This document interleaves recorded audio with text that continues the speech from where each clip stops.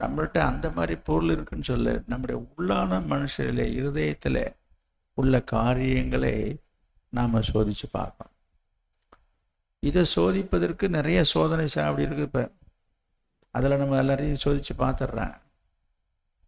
ஆனால் இதை யார் சோதிப்பா? இதை யார் சோதித்து பார்க்க முடியும்? இருதயத்தை சோதிக்கிறவர் கர்த்தர். அதுக்கு அடுத்தது நாம. வேற யாராலும் உங்களை சோதிக்க முடியாது. அவங்க மனசுல என்ன இருக்கு என்பதை யாராலும் கண்டுபிடிக்க முடியாது.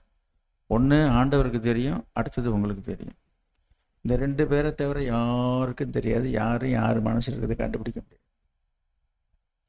அப்படி இருக்கும் பொழுது ஆண்டவர் கண்டுபிடிச்சி சொல்றதுக்கு முன்னதாகவே நாம் நம்மள்கிட்ட இருக்கிற குறைகளை கண்டுபிடிச்சி நம்ம சரி செய்து கொள்வது நல்லது. அதை தான் இங்கே நான் பார்க்குறோம். நம்மை நாமே நிதானித்து அறிந்தால், அடுத்தது தன்னை தானே சோதித்து அறிந்தால். அப்போ நிதானிக்கணும், சோதிக்கணும். நிதானிக்கிறது வேற, சோதிக்கிறது வேற. நிதானிக்கிறதுல என்ன? நாமே ஆராய்ஞ்சு நம்ம செய்தது சரியா, நம்ம பேசுறது சரியா, நம்ம நடந்துக்கிட்டது சரியா அப்படின்னு எத்தனை பேர் நிதானித்து பார்க்குறீங்க? இந்த நிதானிக்கிற தன்மை இருந்ததுன்னா வாழ்க்கையில் என்றைக்கும் எப்பொழுதும் ஜெயம், வெற்றி, சமாதானம், சந்தோஷம். நிறைய பேர் நிதானித்து பார்க்குறதே கிடையாது. அவங்கள்ட்ட இருக்கிற குறைகளையோ தவறுகளையோ எத்தனை பேர் நிதானிக்கிறாங்க? ஏன் நிதானிக்கிறது இல்லை? ஏன் நிதானிக்க முடியல? ஏன் நிதானிக்க வேண்டும்? ஏன் நிதானிக்க வேண்டியது அவசியம்? இந்த வசனத்தை பாருங்க. நம்மை நாமே நிதானித்து அறிந்தால் நாம் நியாயம் தீர்க்கப்பட மாட்டோம். அப்போ உங்களை குற்றவாளி என்று நீங்கள் செய்த குறைகளையோ குற்றத்தையோ தவறையோ சுட்டி காட்டி நீ ஒரு குற்றவாளி என்று நியாயம்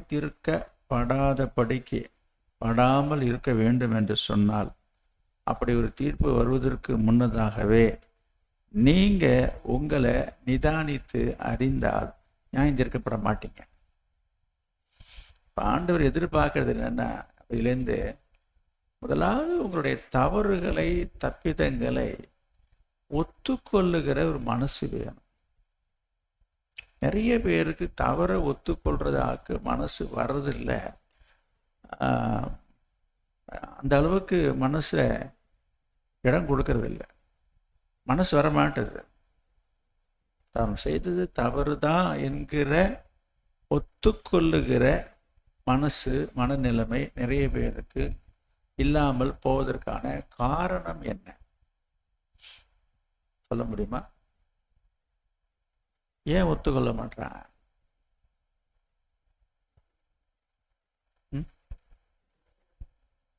பெருமை. சொல்லுங்க.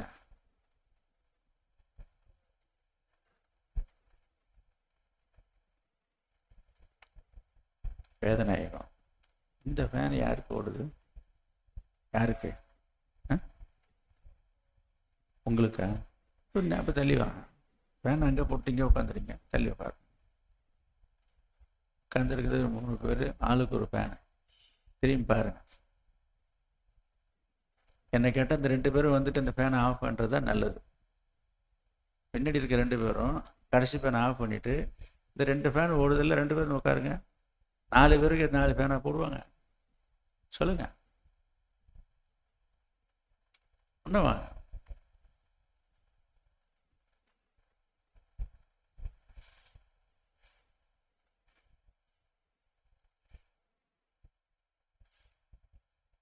இது சார் நான் கேட்ட கேள்விக்கு பதில் சொல்லுங்க.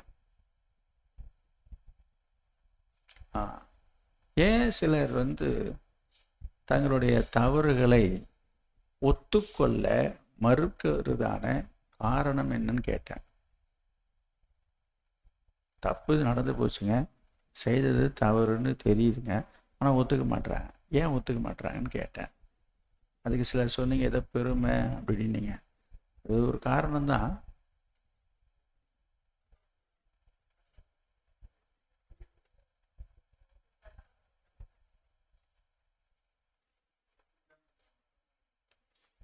ம்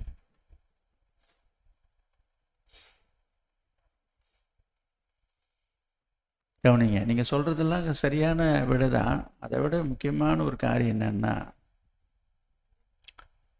முதலாவது அதை தப்புன்னே உணர்றதில்லை.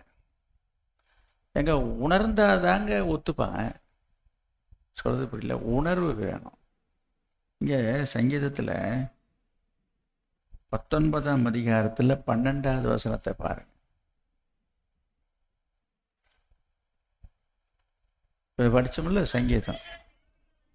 தன் பிழைகளை உணர்கிறவன் யார்? அப்போ எத்தனை பேர் உணர்றாங்க? இயேசு சீஷர்களை பார்த்து கேட்டார், மத்திய 7:15 நினைக்கிறேன், நீங்கள் இன்னும் உணர்வு இல்லாமல் இருக்கீங்களான்னு கேட்குறார். எனவே உணர்வு ரொம்ப அவசியங்க. ஒரு உணர்வு இருந்ததுன்னா எல்லாமே சரியாயிடும். அப்போ இந்த குற்ற உணர்வு, பாவ உணர்வு என்பது நிறைய பேர்கிட்ட செத்து போயிடுச்சு, அல்லது மறுத்து போயிடுச்சு, மரித்து போயிடுச்சுன்னு கூட சொல்லலாம். இப்போ பாருங்க, உங்கள் கை காலில் சில நேரங்களில் கை கால் மரத்து போகுதுன்னு சொல்கிறாங்கல்ல. அப்போ அப்படின்னா என்ன? அப்படி மரத்து போச்சுன்னா என்னது? அதில் போய் நீங்கள் கிள்ளுனாலும் என்ன தட்டுனாலும் ஒன்றுமே தெரியும். என்னது? ஒன்றுமே இல்லை அப்படின்றாங்க. அப்போ என்ன அர்த்தம்? மரத்து போச்சு. அப்போ நல்ல நிலையில நம்முடைய சரீரம் இயங்கிட்டு இருந்ததுன்னு சொன்னால், சும்மா லேசாக ஒருத்தவங்க தொட்டால் போதும், அல்லது சின்னதாக சின்ன ஒரு எறும்பு கடிச்சா போதும், அப்படி சுருக்கணும் வலிக்க நமக்கு தெரியும், உடனே இனிமே கடிக்குதுங்கிறோம். ஆனால் இந்த மறுத்து போனவங்களுக்கு எது கடிச்சாலும் என்ன வந்தால், என்ன அப்படி இருக்கீங்கன்னு, அப்படியா ஒன்று கடித்த மாதிரி தெரியலையே, இருக்கிற மாதிரி தெரியலையே, மறத்து போயிடுச்சு. அது போல் சிலருடைய மனசாட்சி மழுங்கி போயிடுச்சு, மனசாட்சி செத்து போயிடுச்சு. அவங்களுக்குள்ள உணர்வு இருக்குமா? யோசிச்சு பாருங்க.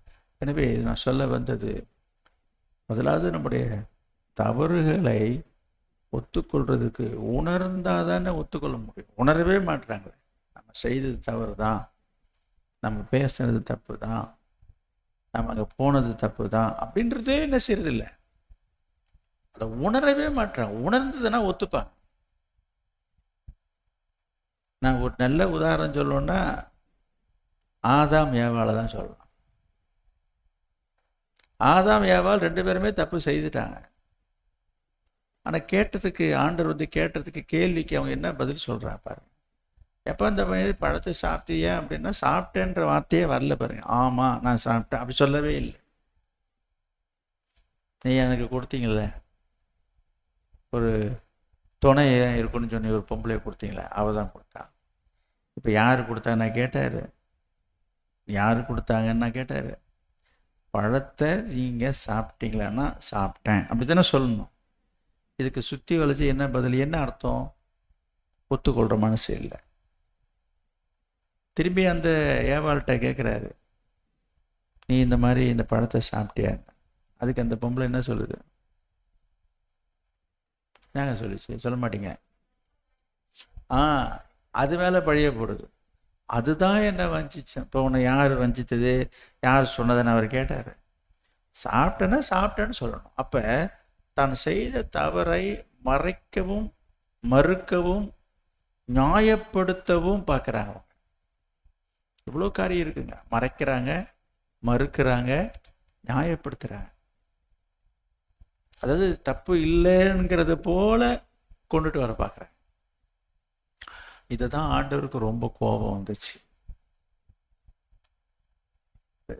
ஒருத்தர் பழிய சாட்டிட்டு இருக்கும்போது செய்த தவறை ஒத்துக்காதனால கர்த்தர் என்ன செய்தார் தெரியுமா உங்களுக்கு? வழிவிளக்கு என்ன செஞ்சார்? கர்த்தர் என்ன செஞ்சாருங்க? அந்த தோட்டத்தை விட்டு துரத்திட்டார். ஓடுங்கன்ட்டு ஆண்டு கோபம் வந்து துரத்தி விட்டார்.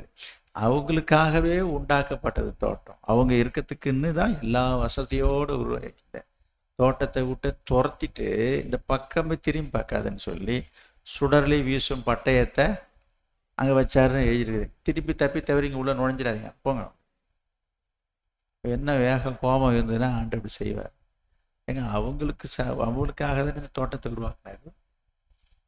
அவங்க உலாவறதுக்கு தான் செஞ்சார். இதை விட்டு ஓடி போன்ட்டார். யோசிச்சு பார்க்கணும்.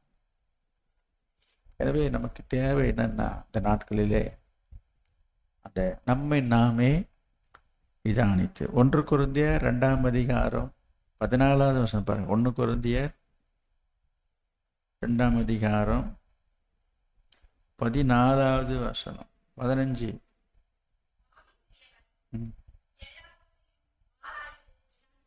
ஆவிக்குரியவன் எல்லாவற்றையும் ஆராய்ந்து நிதானிக்கிறான். நம்மை நாமே நிதானித்தறிந்தால் நாம் நியாயந்திருக்கப்படும். அப்ப யாரு நிதானிப்பா? நிதானிக்கிறது யாரு என்று சொன்னா ஆவிக்குரியவன் தான் நிதானிப்பான். ஏன் இன்னைக்கு நிறைய பேர் சில காரியங்களை ஒத்துக்கொள்ள மாட்டாங்கன்னா, அவங்கள்ட்ட ஆவி இல்லை, அபிஷேகம் இல்லை. சரி, இப்போ ரட்சிக்கப்பட்டு சபைக்கு வர சில விசுவாசிகளே சில தவறை ஒத்துக்க மாட்டுறாங்களே அப்படின்னு நீங்கள் கேட்பீங்க, அது நினைப்பீங்க. சொல்லிட்டீங்க, ரைட்டு, விசுவாசிகளே இப்படி இருக்கிறாங்க, சபைக்கு போகிறவங்களும் இப்படி இருக்கிறாங்க அப்படின்னு நீங்கள் நிறைய பேரை பார்க்குறீங்க தானே. அது என்ன காரணம் அப்படின்னு சொன்னால், அவங்ககிட்ட என்ன இல்லை? ஆவியில் பரிசுத்த ஆவின் அபிஷேகம் இல்லை. ஆவிக்குரியவன் எல்லாவற்றையும் ஆராய்ந்து நிதானிக்கிறான். அதனால அவன் மற்ற ஒருவனாலும் ஆராய்ந்து நிதானிக்கப்படான்.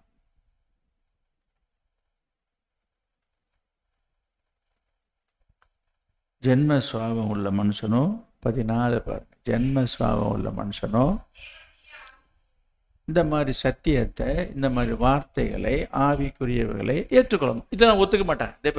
இப்போ நான் ஒரு கருத்து பேசிகிட்டு இருக்கிறேன். இன்றைக்கு ஒரு ஜெபவாச ஜெபத்தில் ஒரு வசனத்தை எடுத்து தியானிக்கிறோம். ஒரு அபிஷேகம் பெற்ற ஆவிக்குரியவங்க தான் இது நியாயம், இது சரிதான், இது உண்மைதான், இதுதான் சத்தியம், ஆமாம் நம்ம அப்படி ஏற்றுக்கொள்வாங்க. ஆவி இல்லாத ஜென்ம சுவாபம் உள்ள மனுஷனும் தேவனுடைய ஆவிக்குரியவர்களை ஏற்றுக்கொள்ளவே மாட்டான். இப்படிப்பட்ட சத்தியத்தை, இந்த வசனத்தையோ வார்த்தையோ ஆலோசனையை ஏற்றுக்க மாட்டான். அதெல்லாம் சரி வராது. இதெல்லாம் யார் அப்படி இருக்கிறா? எல்லாரும் அப்படி இருக்கிறாங்களா? கேள்வி பாருங்க. எல்லாரும் அப்படி இருக்கிறாங்களா? எல்லாரும் ஒழுங்காக இருக்கிறாங்களா? எல்லாரும் சரியாக இருக்கிறாங்களா? எல்லாரும் யோக்கியமாக இருக்கிறாங்களே? இப்போ இதெல்லாம உன்னை யாரையா கேட்டேன்? எல்லாரும் இருக்கிறாங்களே இல்லையன்றது நீ ஒழுங்காக இருக்கிறத வழியை பாருங்க. எடுத்த உடனே எப்பொழுதுமே அடுத்தவங்களை பார்க்கறதுல தான் இருக்கிறாங்க.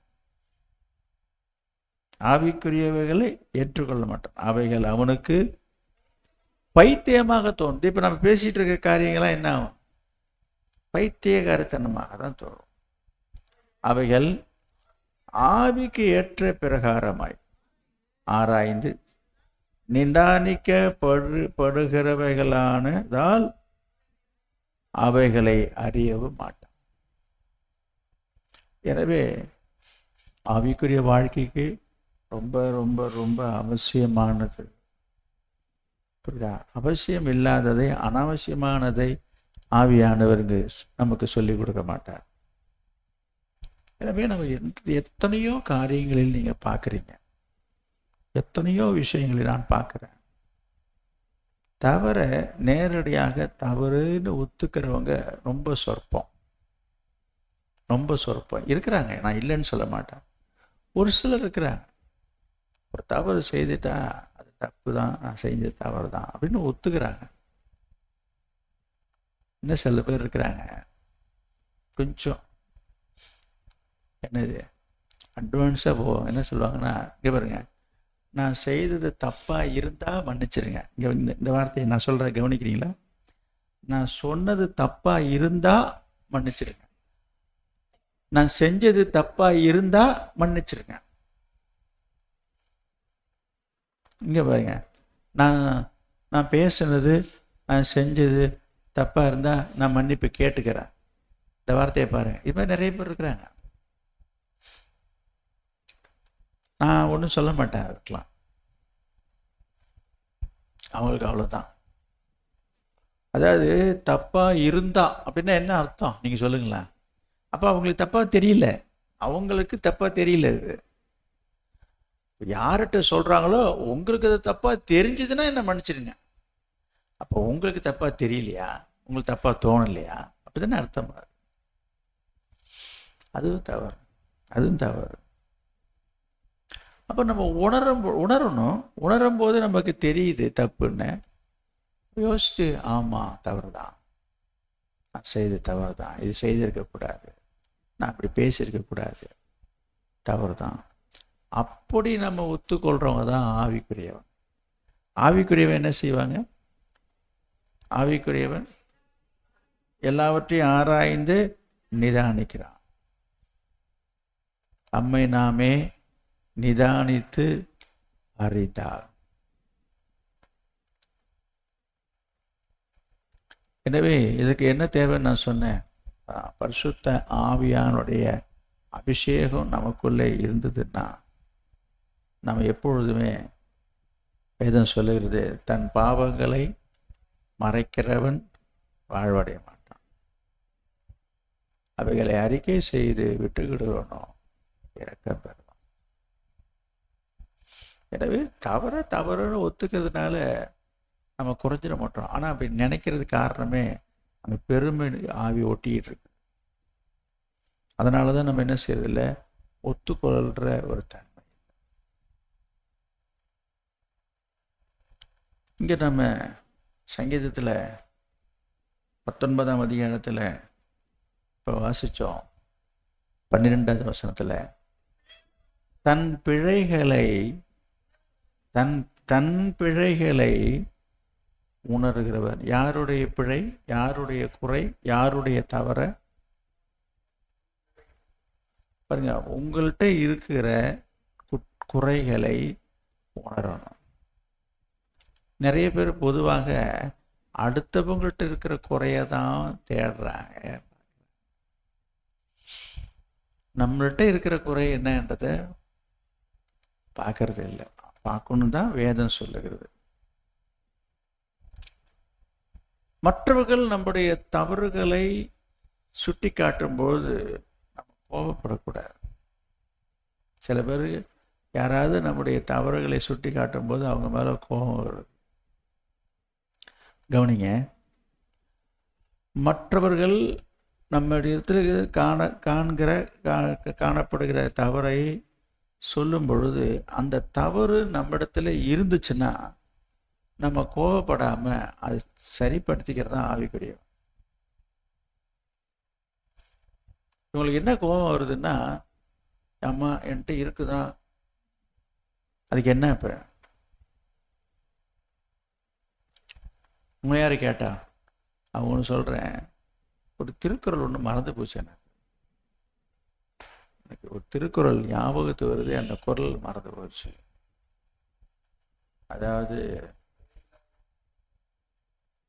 அது இல்லை, நட்பை பற்றி வரும். அதில் வரும், அதாவது நல்ல நட்புக்கு அடையாளம் நம்ம இடத்துல இருக்கிற தவறுகளை குறைகளை அந்த நேரத்தில் நமக்கு சுட்டி காட்டுறவன் தான் நல்ல நண்பன். என்னது?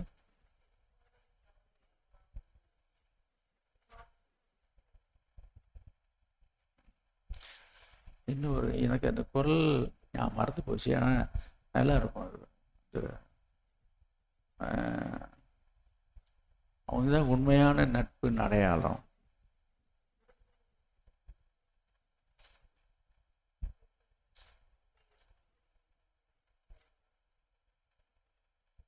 அது நிறைய 10 குறள் இருக்கு, அது இது ஒன்று நீங்கள் சொல்கிறது.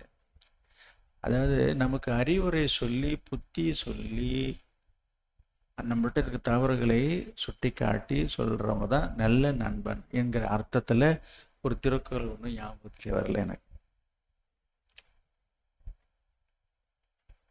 சரி, ஞாபகம் வரும்போது பார்க்கலாம். கவனிங்க, அதுதான் நல்ல நட்புக்கு அடையாளம். அடுத்தது, இந்த குறை குற்றம் அல்லது குறை அந்த தவறு என்கிற ஒரு காரியம் இருக்கு பாருங்க. உங்களை தான் சொல்கிறேன், நம்மளிடத்த எல்லாரும் சேர்த்து சொல்கிறேன், யாராக இருந்தாலும் சொல்கிறேன். உங்கள் முதுவை உங்களால் பார்க்க முடியுமா? இது வரைக்கும் பார்த்துருக்கீங்களா? இப்போ எல்லாருக்கும் முதுகு இருக்குங்க, எல்லாத்தையும் பார்க்குறோம் தினமும். கையை குளிக்கும் போதும் மற்ற நேரங்களில் பார்க்கணும்னு நினைக்கும் போது கூட பார்த்துக்கலாம், ஒன்றும் பிரச்சனை இல்லை. கையை பார்க்குறோம், எல்லாம் பார்க்குறோம்.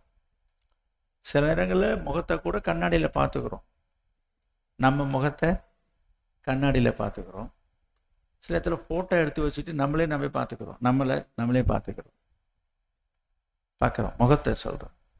இப்படி எல்லாவற்றையும் பார்க்க முடியுது. முதுவை பார்க்கவே முடியாது, ஃபோட்டோவில் கூட பார்க்க முடியாது. யாரும் முதுகை ஃபோட்டோ எடுத்து யாராவது வச்சுருக்கீங்களா? அப்படியே ஐயோ எனக்கு முதுவை நான் பார்க்கவே இல்லை, அதனால் ஒரு ஸ்டுடியோவில் போய் ஒரு 4 பாஸ்போர்ட் சைஸ் ஃபோட்டோ எடுத்து எனக்கு என் முதுவை மட்டும் காட்டுங்கன்னு யாராச்சும் எடுத்து வச்சு. இப்போ யோசிச்சு பாரு, அப்படி யாரும் மெனக்கிறது இல்லை. சொல்ல வந்த விஷயம் வர, எப்படி நம்ம முதுகு நமக்கு தெரியாதோ தெரியலையோ நம்மளால் பார்க்க முடியாதோ, அதுபோல் கவனிங்க, உங்களிடத்தில் இருக்கிற உங்களுடைய தவறுகள் குறைகள் உங்களுக்கு தெரியாது. சரி, உங்கள் முதுவை யாரால் பார்க்க முடியும்? உங்களை தவிர எல்லாராலையும் பார்க்க முடியும். ஒத்துக்கிறீங்களா? உங்களை தவிர எல்லாராலும் பார்க்க முடியும், உங்களால் மட்டும்தான். உங்கள் முதுவை உங்களால் மட்டும்தான் பார்க்க முடியாது, எல்லாரும் பார்க்கலாம். உங்கள்கிட்ட இருக்கிற குறை, உங்கள்கிட்ட இருக்க ஏதாவது ஒரு குறை உங்களை தவிர எல்லாருக்கும் தெரியும்,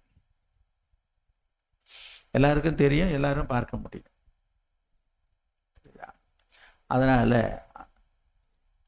அதனால தான் சில நேரங்களிலே உங்கள்கிட்ட இருக்கிற குறைகளை மற்றவர்கள் பார்க்கும்போது சொல்ல நேரிடுகிறது. இதை நம்ம என்ன செய்யணும்? உணரணும், ஒத்துக்கொள்ளணும், நிதானிக்கணும். என்னது நம்மகிட்ட இருக்குதா? அவங்க சொல்றது தவறு நம்மகிட்ட இருக்கா? இதுதான் ஆவிக்குரிய. ஒருத்தர் மட்டும் உங்கள்கிட்ட பார்த்து ஒரு காரியத்தை சொல்றாங்க அப்படின்னா நம்ம என்ன செய்யணும்? அது ஆவிக்குரியவன் எல்லாவற்றையும் ஆராய்ந்து நிதானிக்கணும், கோவப்படக்கூடாது. என்ன அப்படி சொல்றாங்க நம்மளை பற்றி? நம்ம அப்படியா இருக்கிறோம்? நமக்கே தெரியாம அப்படி இருக்கிறோமோ அப்படின்னு நம்ம அதான் ஆராயிறது, அதை நிதானிக்கணும். அப்படி இருக்கிறதாக நம்ம உணரும் பொழுது அல்லது உணர்த்தப்படும் பொழுது அதை ஒத்துக்கொண்டு என்ன செய்யணும்? தேவ சமூகத்தில் தாவீது என்ன சொல்றாரு பாருங்க.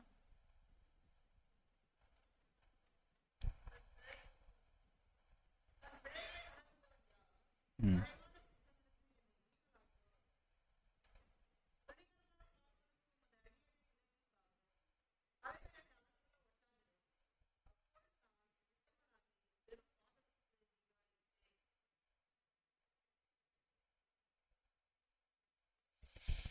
11வது வசனத்தை பாரு. அன்றியும் எச்சரிக்கப்படுகிறேன். சரி, அப்போ நம்மகிட்ட ஒரு தவறு இருக்கு, குறை இருக்குன்னும் போது ஆண்டவர் நம்மளை எச்சரிக்கிறார் வேத வசனத்தின் மூலமாக. இது இப்போ நம்ம என்ன பண்ணிட்டு இருக்கோம்? இப்போ இங்கே என்ன பண்ணுறோம்? நீ உபவாசத்துக்கு வந்திருக்கீங்க, இப்போ நீங்கள் உட்காந்துருக்கீங்க, இப்போ இங்கே என்ன நடக்குது? இப்போ என்ன நடந்துட்டு இருக்குது? வேதத்தில் இருக்கிற வசனத்தை எடுத்து நான் உங்களுக்கு போதிச்சுட்ருக்கிறேன். என்ன போதிக்கிறோம்? அப்போ நம்மள்கிட்ட ஏதாவது குறை இருக்குதா, குற்றம் இருக்குதா, தவறு இருக்குதா, பாவம் இருக்குதா அப்படின்னு நம்ம என்ன செஞ்சிட்ருக்குறோம்? இப்போ புரியுதுங்களா? இது நம்ம ஆராயணும். அதுக்கு தான் வந்திருக்கோம், வந்ததே அதுக்கு தான். சும்மா வந்த ஒரு பாட்டை பாடிட்டு இதை 4 ஜபத்தை பண்ணிவிட்டு அப்படியே திருவனந்தபுரத்து போகிறதே இல்லை. இது ஒரு சடங்கு சம்பிரதாயமாகிடுது. அதான் யோசிச்சு பாருங்க. அதனால ஏதோ இன்னைக்கு நிறைய பேர் வரணும். நிறைய பேருக்கு அதனுடைய அவசியமே புரியல. இதுக்கு முக்கியத்துவம் கொடுக்காம இருக்கிறாங்க. நீங்களாவது இதுக்காக ஒரு முக்கியத்துவம் கொடுத்து வந்திருக்கீங்க. எனவே கர்த்தர் உங்களை கொண்டு வந்ததற்கு ஒரு நோக்கம் உண்டு. கர்த்தர் உங்களை நேசிக்கிறார், உங்கள் மேல் பிரியமாக இருக்கிறார். நீங்களாவது அவரை போல மாறணும், அவரை போல வாழணும், அவருக்காக வாழணும், அவர் விரும்புகிறபடி இருக்கணும் என்று ஆண்டவர் எதிர்பார்க்கிறார். அதற்காக ஆண்டவர் உங்களை என்ன செய்கிறார்? உருவாக்கி கொண்டு வருகிறார். உங்களை உருவாக்கி கொண்டு வருகிறார். அதாவது நீதிமொழிகள் 20ஆம் அதிகாரம் பாருங்க.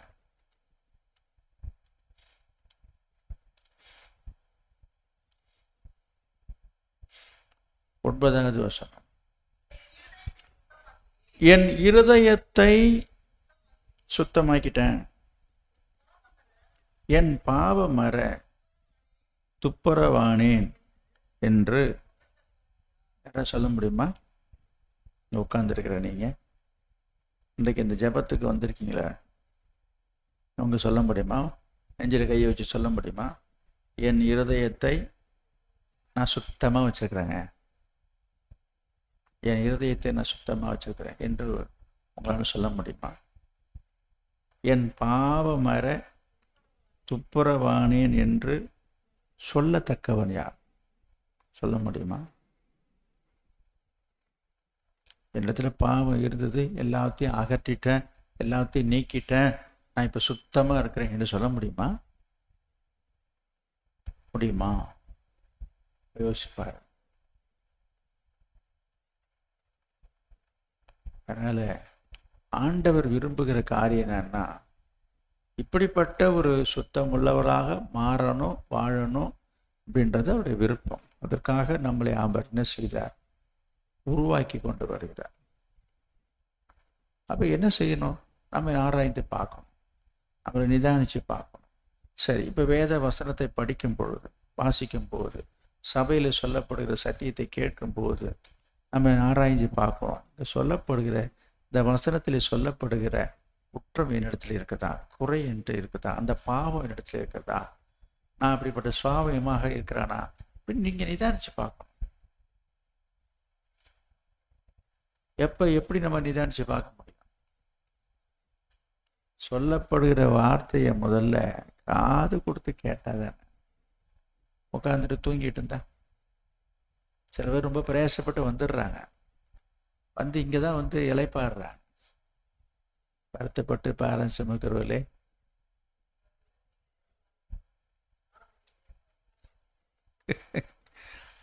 எல்லாரும் வெள்ளிக்கிழமை ஞாயிற்றுக்கிழமை இங்கே வாங்க, உங்களுக்கு என்ன தருகிறேன்? அதுக்கு தானே வந்திருக்கிறோம். வந்து என்ன பண்ணுறது? வீட்டு வேலை செஞ்சுவிட்டு, வயல் வேலை செஞ்சுட்டு, காட்டு வேலை செஞ்சுட்டு, எல்லா வேலையும் செஞ்சுவிட்டு என்ன பண்ணுறோம்? இப்போ இங்கே இலைப்பாற வேண்டியது என்ன பிரயோஜனம்? கவனிங்க, இலைப்பாறுதுன்றது நீங்கள் தூங்கி இலைப்பாறுதல்ல, அவ்வளோ. அதனால தான் உங்கள் வாழ்க்கையில் இலைப்பாறுதல் இல்லாமல் போகுது. எனவே கர்த்தருடைய வார்த்தையை, வசனத்தை காது கொடுத்து கேட்டு அதன்படி நடக்கணும். அதன்படி நம்ம இருக்கிறோமா இல்லையா, நம்மள்கிட்ட இந்த குறை இருக்கா இல்லையா அப்படின்னு நம்ம ஆராய்ச்சி பார்க்கணும். எல்லாம் நான் கரெக்டாக இருக்கேன், எல்லாம் நான் சரியாக இருக்கேன். சில பேர் வாய்க்கு பேசுவாங்க, என்னமோ என் மனசுக்கு நான் எல்லாத்தையும் நான் சரியாக தான் இருக்கிறேன்னு. இது நிறைய பேர் இப்படி பேசுகிறத நீங்கள் கவனிச்சிருக்கீங்களா? என்னமோ கடவுளுக்கு பயந்துங்க, ஏன்னா என் மனசரியை நான் யாருக்கும் ஒன்றும் பண்ணலை, போல வரல, என் மனசரிஞ்சு என் மனசாட்சியின்படி நான் கரெக்டாக தான் இருக்கிறேன் அப்படி சொல்கிற பேர் சொல்லிட்டு இருக்கிறாங்க. ஐயோ, இது என்னது? நீதிமொழிகள் 15ஆம் அதிகாரம் 16ஆம் அதிகாரம் 2வது வசனம். மனுஷனுடைய வழிகள் எல்லாம் அவன் பார்வைக்கு சுத்தமானது, கர்த்தரோ ஆவிகளை நிறுத்து பார்க்கிறார். கவனிங்க, நீங்க போகிற வழி, நீங்க செயல்படுகிறது, நீங்க செய்கிறது எல்லாம் உங்களுக்கு சரியா படலாம், உங்களுக்கு அது நியாயமா படலாம், உங்களுக்கு அது நல்லதா படலாம். மனுஷனுடைய வழிகள் எல்லாம், அந்த வார்த்தையை பாருங்க, அவன் பார்வைக்கு சுத்ததும். அப்ப உங்க பார்வைக்கு, உங்க மனசுக்கு, உங்க கண்ணுக்குன்னு சரின்னு பட்டா சரியா? அப்படிதாங்க நான் நினைச்சிட்டு இருக்கிறேன். அப்படித்தான் பேசுறாங்க. என்னமோ எனக்கு தெரிஞ்சு என் மனசுக்கு தப்பா தெரியலைங்க, என் பார்வைக்கு நான் சரியா தாங்க நடத்திட்டு இருக்கிறேன். இப்படிலாம் சில பேர் பேசுறீங்க, நினைக்கிறவங்கலாம் இருக்கிறாங்க. தப்பு. கர்த்தரோ ஆவிகளை நிறுத்து பார்க்கிறார். அப்ப என்ன பண்ணுவீங்க?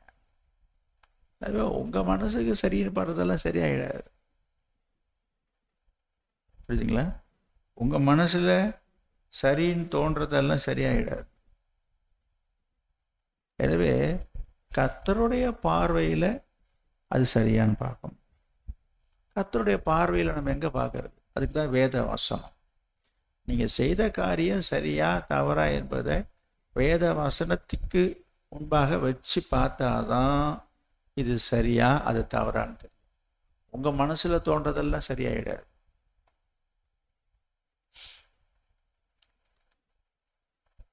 சொல்லுங்க. அதை எடுத்தாந்து இங்கே போட்டு உட்காந்துக்கலாம், தப்பு இல்லை. நான் சொல்கிறது புரியுதுங்களா? ஆமாம், இங்கே கூட உட்காரலாம். அதனால அதுக்காக அங்கே போகக்கூடாது. அவ்வளோ இடம் சும்மா தான் கிடக்குது. அதனால் முன்னே வந்து உட்காருங்க, சேர் எடுத்து போட்டு உட்காந்துக்கலாம், பிரச்சனை இல்லை. பின்ன சொல்ல வந்தேன், கவனிங்க, இந்த நகை நிறைய பேர் அடமானம் வச்சு நிறைய பேர் பணம் வாங்குகிற பழக்கம் நிறைய பேர்ட்டு இருக்குது. பேங்க்கில் வைக்கிறாங்க, வட்டி கடையில் வண்டி வைக்கிறாங்க, எல்லாம் வச்சு நீங்கள் வாங்கிட்டு இருக்கீங்க. அப்படி இருக்கும் பொழுது எங்கே போனாலும், பேங்காக இருந்தாலும் சரி அல்லது வட்டி கடையாக சேட்டு கடையாக இருந்தாலும் சரி, நீங்கள் கொடுக்குற நகையை என்ன செய்து அதை வாங்குறாங்க, அதை உரசி பார்க்க உங்களுக்கு தெரியுதுங்க. பார்த்து என்னங்க இப்படி உரசி பார்க்குறீங்க? அவங்க அதை உரசி பார்த்து இது நிஜமாக சுத்தமான தங்கமா இல்லை இது பித்தளையா, கவரிங்க, செம்பா பார்த்து தானே வாங்குறாங்க. அங்கே போனால் தானே தெரியுது. எப்போ தெரியுது? உரசி பார்க்கும்போது தான் தெரியுது. உரசாமலேயே என்னங்க உரசி பார்க்குறீங்க அப்படின்னு நீங்கள் சொல்லிட்டாக்கா சரியாயிடுமா? நீ ஏமாந்துருக்கலாம், ஒன்று எவனே ஏமாத்திருப்பான, அதுக்கு என்ன சொல்கிறீங்க? நீங்கள் அதை தங்கம் பவுனுன்னு நினச்சி நீங்கள் வாங்கிட்டு வந்திருப்பீங்க பார்க்காமையே. அதனால அவன்கிட்ட போய் அடிச்சு வாங்குது, நான் போய் இவ்வளோ வாங்கிட்டு வந்திருக்க போச்சு, உனக்கு எனக்கு ஏமால உனக்கு நம்பிக்கை இல்லைன்னு சண்டை போடுறதுல அர்த்தமே கிடையாது. கொஞ்ச நேரம் பொறு, நீ வாங்கினது தங்கமா பித்தளையான இப்போ தெரிஞ்சிடும். ஒரு நிமிஷம் நெல்லியான்னு சொல்லி உரசி பார்த்தா தெரிஞ்சிட போகுது. அதுபோல மனுஷனுடைய வழிகள் எல்லாம் அவன் பார்வைக்கு செம்மையான அர்த்தம். உனக்கு அது சரின்னு ஆயிட்டா சரியாயிடுமா? தேவனுக்கு முன்பாக எங்க போறது? அதான் வேத வசனம். நம்ம செய்கிற ஒவ்வொரு செயலையும் கர்த்தருடைய வசனத்துக்கு பொருந்துதான், அந்த வசனத்தில் இருக்கப்படி இருக்குதா?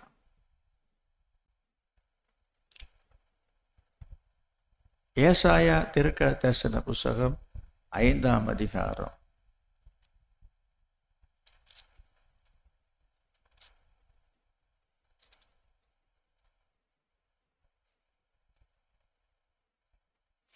20வது வசனம். ஏசாயா, தீமையை நன்மை என்றும் நன்மையை தீமை என்றும் சொல்லி இருளை வெளிச்சமும் வெளிச்சத்தை இருளுமாக பாவித்து கசப்பை தித்திப்பும் தித்திப்பை கசப்பும் என்று இருங்க இப்படிலாம் இருக்கிறாங்கல்ல. அப்போ உங்களுக்கு அதை சரின்னு பண்ணிவிட்டா சரியா? நீங்க சொல்லிட்டா சரியா? சொல்லுங்க.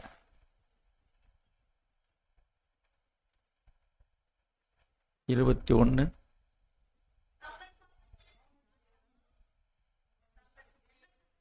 அவ கொஞ்சம் படிக்க விடுங்க, இருங்க படிங்க.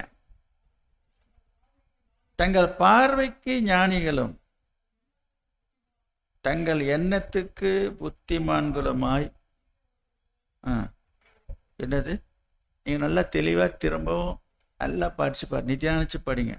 தங்கள் பார்வைக்கு ஞானி, தங்கள் எண்ணத்துக்கு புத்திமான்கள்னா என்ன அர்த்தம் சொல்கிறாங்கல்ல பாருங்க. என் மனசுக்கு அது சரின்னு படுதுங்க, அது வேணி அதில் எனக்கு தெரியாதுங்க, என் மனசுக்கு அது சரின்னு பட்டுடுதுங்க, இப்போ என்ன சொல்கிறீங்க அப்படின்வாங்க. உங்கள் மனசுக்கு சரின்னு படுறதுலாம் சரியா? நான் கேட்குறேன், உங்கள் மனசுக்கு சரின்னு பட்டா சரியா?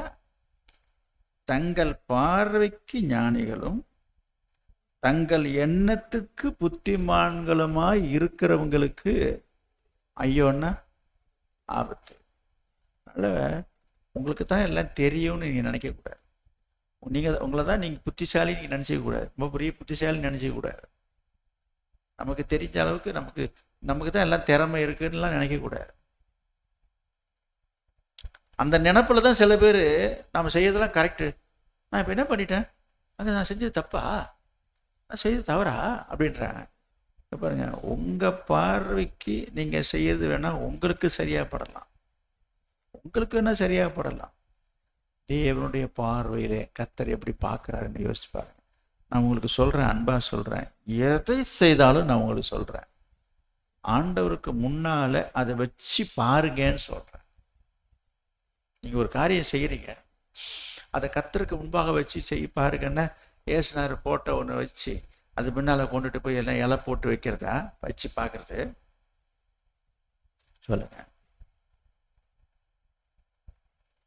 கர்த்தர் இருக்கிறார். நான் கர்த்தருடைய கிருபையினால நான் தாழ்மையாக சொல்லிக்கிறது என்னன்னா, ஒவ்வொரு செயலையும் நான் இங்கே ஒரு பிரசங்கம் பண்ணினாலும் சரி, ஒவ்வொரு காரியம் செய்தாலும் சரி, எந்த ஒரு செயலையும் செய்வதற்கு முன்பு அல்லது செய்த பிற்பாடும் வேதத்தில் அதுக்கு ஆதாரம் இருக்குதா, வசனம் இருக்குதா, இதை குறித்து இயேசு என்ன சொல்கிறாரு, இயேசு என்ன நினைக்கிறாரு, அதை குறித்து பைபிளில் என்ன இருக்குது, அப்படித்தான் நான் பார்ப்பேன்.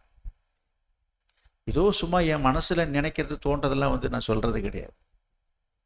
சில நேரங்களிலே நான் இப்போ சொன்ன மாதிரி எனக்கு சரின்னு போடும், எனக்கு சரின்னு தோணும், நான் என்ன செய்வேன், அதை அப்படி நான் ஒரு முடிவுக்கு வரமாட்டேன். வசனத்தினுடைய ஆதாரம் இருக்குதான் நான் பார்ப்பேன். 2 வாரத்துக்கு முன்னாடி ஒரு இதே போல் ஒரு உபவாசத்தில் ஏதோ ஒரு வார்த்தையை சிந்தித்தோம். இயேசு ஜனங்கள்லாம் என்னை யார் என்று என்னை பற்றி என்ன பேசிக்கிறாங்க, என்னை பற்றி என்ன சொல்லிக்கிறாங்க, ஏன் இயேசு அதை கேட்கணும்?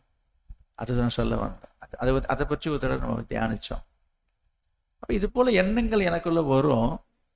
நான் இப்போ என்ன செய்வேன், வசனத்தோடு ஒப்பிட்டு பார்த்து அது சரின்னு இருந்தால் நான் எடுத்துப்பேன். என்னை பற்றி என்ன பேசிக்கிறேன், ஏசு ஏன் கேட்கணும் சொல்லுங்கள். அதோடைய போச்சு. அப்புறம் என்ன சொல்லுது, சரி அது கிடந்தா போதுப்பா, ஊரில் 1000 பேர், நீங்கள் என்னப்பா சொல்கிறீங்க, ஏசு கேட்குறாரு, நீங்கள் என்னை பற்றி என்ன நினைக்கிறீங்க? அப்போ தான் பேதுரு சொல்கிறான், நீ யோனாவின் குமாரனே, இது ஜீவனுள்ள தேவனுடைய குமாரனே கிறிஸ்து என்று சொல்கிறான். இதெல்லாம் தேவையா? ஏன் ஏசு அப்படி சொல்கிறாரு? நிறைய காரியம் சொல்லிட்டு போகலாம். பிள்ளைகள்லாம் இயேசுவை குறித்து துதிச்சு எல்லாம் ஒரே சத்தம் ஆர்ப்பரிக்குது. அதுக்கு கேட்குறாங்க, என்னது என்னப்பா இந்த மாதிரிலாம் சத்தம் போட்டுட்ருக்கு பார்த்துட்ருக்கேன். அதுக்கு ஏசு என்ன சொல்கிறாரு, ஆமாம் அவங்க சொல்கிறதெல்லாம் நான் கேட்குறேன், நீங்கள் சொல்கிறதெல்லாம் கேட்குறீங்களாண்ணா? ஆமாம் நான் கேட்குறேன்றார். இப்படி நிறைய காரியங்களே சொல்லிகிட்டே போகலாம். இயேசுடைய வாழ்க்கையில் நான் உங்களுக்கு என்ன சொல்லி கொடுக்குறேன்னா, நீங்கள் எடுக்கிற முடிவு, நீங்கள் செய்கிற செயல் வேத வசனத்துக்கு ஒத்து போகணும், அல்லது ஆண்டவர் செய்த காரியங்களோடு ஒப்பிட்டு பார்க்கணும். இல்லாத பட்சத்தில் தப்புன்னா தவறுன்னு ஒத்துக்குங்க. இதுக்கு சாக்கு போக்கு சொல்கிறது, சால்சாப் சொல்கிறது, உங்களை நீங்களே ஏமாத்திக்க. தன் பிழைகளை உணர்கிறவன் யார்? அப்போ உணரணும். அதனால தான் சிலர் உணர்றதில்லை. இங்கே என்ன படிச்சீங்க? தங்கள் பார்வைக்கு ஞானிகளும் தங்கள் எண்ணத்துக்கு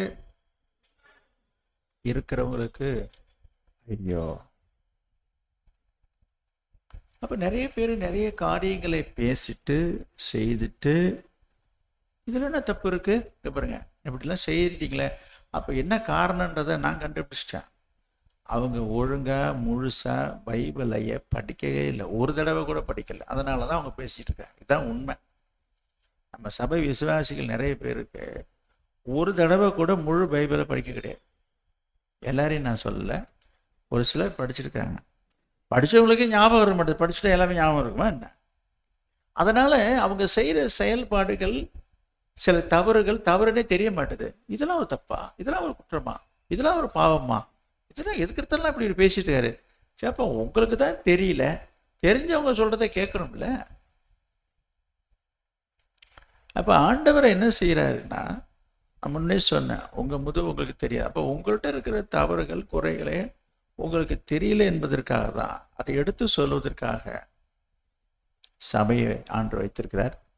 அதில் ஊழியக்காரரை வைத்திருக்கிறார். ஒரு போதகர் மூலமாக என்ன செய்கிறார், வேதத்தில் இருக்கிற வசனத்தை எடுத்து உங்களிடத்தில் இருக்கிற குறைகளை சுட்டி காட்டி, எதற்காக? உங்களுக்கு தண்டிக்கவும் தண்டனை கொடுக்கவா? உங்களை திருத்துவதற்காக. அதை முதல்ல புரிஞ்சுக்கணும். இவர் எப்போ பார்த்தாலும் இதே சொல்லிட்டு, ஆமாம், அப்புறம் வாத்தியாருடைய வேலை என்னங்க? ஒரு ஆசிரியருடைய வேலை என்ன சொல்லுங்க? நீங்கள் எல்லாரும் படிச்சுட்டு, நிறைய பேர் படித்தவங்க இங்கே இருக்கீங்க. ஆனால் நீங்கள் எத்தனாவது படிச்சிங்களா முக்கியம் இல்லைங்க. படித்து நம்ம எல்லோரும் ஒரு பரீட்சை எழுதிட்டு தான் வந்துடுறோம். நம்ம எழுதுகிற பரீட்சைக்கு ஒரு வாத்தியார் என்ன செய்கிறாங்க, மார்க்கு போடுறாங்க. மார்க்கு போடுறவங்க மார்க்கு போட்டு போக வேண்டியது தானே. அங்கே இங்கேயும் இப்படி சுழிக்க வேண்டியது, இங்கே ரவுண்டு போட வேண்டியது, தடுப்பு போட வேண்டியது, அப்புறம் முட்டை போட வேண்டியது. இவர் என்ன போடணும்? மார்க்கு தான் போடணும். கவனிக்கிறார சின்னப்பராஜ் அவரை எழுப்ப வேண்டிய ஆயிடுச்சு. இப்போ அதான் 3 தடவை சொல்லியாச்சு.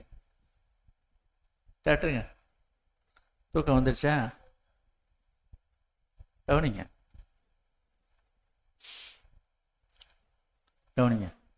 அதாவது ஆசிரியருடைய வேலை என்ன? மார்க்கு போடுறதாங்க வேலைன்றாங்க. என்ன இது, யார் சொன்னா? அப்போ நீங்கள் என்ன வேணாலும் எழுதி வச்சுருங்க, கண்ணை மூடிட்டு ஒரு மார்க் போட்டுருமா? என்ன இது? இவர் என்னங்க இதெல்லாம் பார்க்குறாரு? ஆமாம், அதான் அவரோட வேலையே அவர் தான். கவனிங்க. அப்போ ஒரு ஊழியக்காரருடைய வேலை என்ன? சபையை சீர்படுத்த வேத வசனங்களால், வேத வாக்கியங்களால் எடுத்து சொல்லி அவங்களுக்கு என்ன செய்ய, புத்தி சொல்லு அப்படின்னு பவுல் எழுதுறார். நிறைய வசனம் இருக்குது. நீ அவர்களை கண்டனம் பண்ணி கண்டித்து அவருக்கு புத்தி சொல்லு. அப்போ அதுதான் செய்யணும். அதை சொன்னால் சில பேருக்கு வலிக்குது, கஷ்டமாக இருக்குது. உங்க நல்லதுக்கு தானே சொல்கிறோம். யோசிச்சு பாருங்க. எதற்காக? திருப்பியும் சொல்கிறேன், உங்களுக்கு தெரியாத, புரியாத, அறியாத மறைவான காரியங்களை ஆவியானவர் உங்களுக்கு சுட்டி காட்டுறார். நான் முன்பே சொன்னேன், இப்போ உங்கள் முதுகு உங்களால் தெரியாது. இப்போ உங்கள் முதுகில் ஏதாவது ஒன்று இருக்குன்னா யார் பார்த்து சொல்ல முடியும்? பக்கத்தில் 10 சொல்லுங்க பாருங்க, உங்கள் முதுகில் ஒன்று ஒட்டிக்கிட்டு இருக்கு, கரையாக இருக்குது, அது கறி இருக்குது, அது இருக்குது, உங்களுக்கு எப்படி தெரியும்? அதுதான். அதே சமயத்தில் சுட்டி காட்டுறது வேற, குத்தி காட்டுறது வேற. ஒரு குறைகளை சுட்டி காட்டுவது தப்பு அல்ல. ஒருத்தவங்கள்ட்ட ஒரு தப்பு இருக்குன்னா என்ன செய்யலாம்? சுட்டி காட்டுறது தப்பு இல்லை. இப்போ நான் சில நேரத்தில் நம்ம உட்காந்துருக்கும்போது சில பேர் சொல்லுவாங்க, சட்டை மேலே ஏதாவது எறும்பு ஏறும், பூச்சி வரும், வண்டு வரும், ஏதோ ஒன்று வருது, ஐயோன்னுவாங்க. எனக்கு என்ன தேவைப்படுது, நான் இங்கே தான் இருக்கிறேன், எனக்கு தெரியறதுக்கு வாய்ப்பே இல்லை. அப்போ பார்க்குறவங்களுக்கு தான் அது தெரியும். அது பார்க்கும்போது நம்ம என்ன பண்ணுறோம், சரி பண்ணிக்கிறோம். அதுபோல் சுட்டி காட்டுவது தப்பு இல்லை, குத்தி காட்டுறது தான் தப்பு. ஒருத்தவங்க ஒன்று செய்திட்டாங்கன்னா எப்போ பார்த்தாலும் இந்த குத்தி காட்டுவாங்க, அது பிரயோஜனப்படாது. தவறை சுட்டி காட்டி அதை சரி திருத்திக்கிங்கன்னு சொல்கிறது தப்பு கிடையாது. அப்போ நீங்கள் எப்படி அதை டீல் பண்ணுறீங்க தெரில. அதே சமயம் உங்கள்கிட்ட மற்றவர்கள் தவறுகளை சுட்டி காட்டும் பொழுது அதை நம்ம என்ன செய்யணும்? தன் பிழைகளை உணர்கிறவன் யார்? அன்றையும் உடைய வார்த்தையினாலே நான் அடியான் எச்சரிக்கப்படுகிறேன் என்று சொல்ற. அது மட்டுமா? பாருங்க, துணிகரமான பாவங்களுக்கு அப்படி நம்ம ஜெபம் பண்ணணும். சங்கீதத்தில் இருக்குது.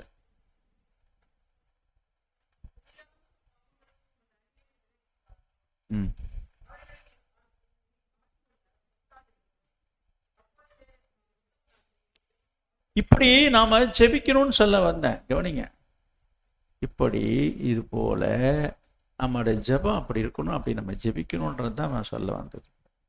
அப்படி நீங்க ஜெபிக்கிறீங்களா? சில பேர் ஜெபம் பண்ண இங்கே விடுவேன்.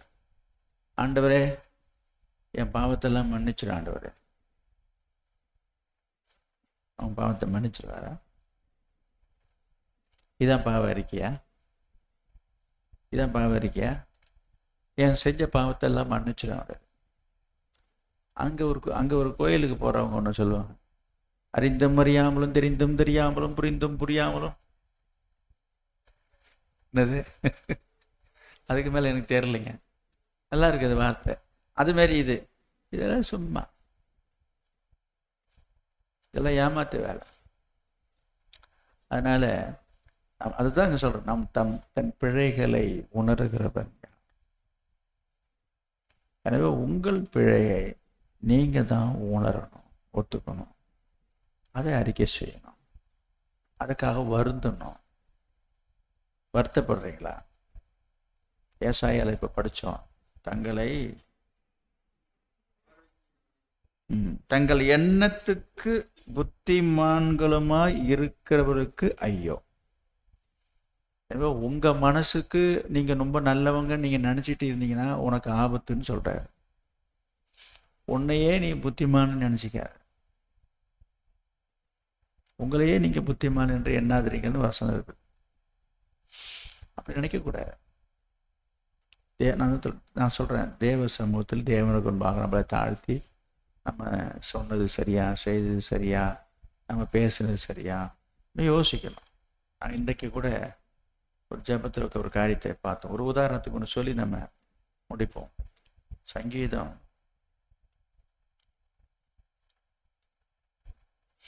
39ஆம் அதிகாரம். சங்கீதம் 39 வாசிங்க. என் நாவினால் பாவம் செய்யாதபடிக்கு நான் என் வழிகளை காத்து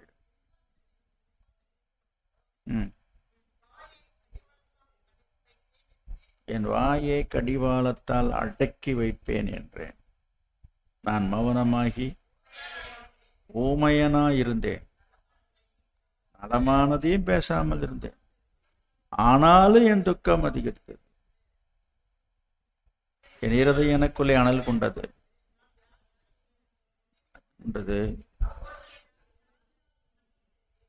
8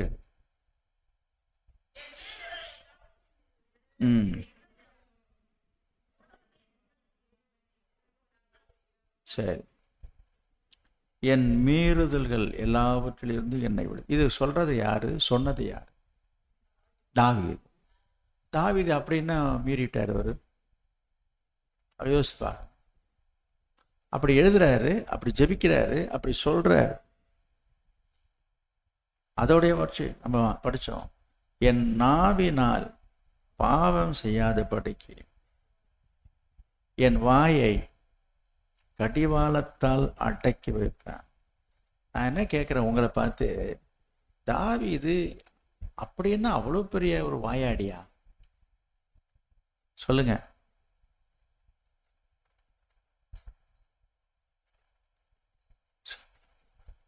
வாயை அடக்கி வைக்கிறேன்னா அந்த அளவுக்கு அவருக்கு வாய் அதிகமா? அவர் வாயாடி, அவர் அதிகமாக வாய் பேசுவாரா?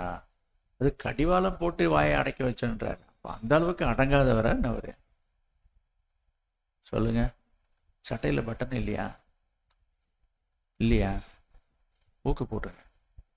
சரி, கவனிங்க. என்னது? இல்லை, கடிவாளம் போட்டு அடக்கி வச்சேன்றாருங்களே.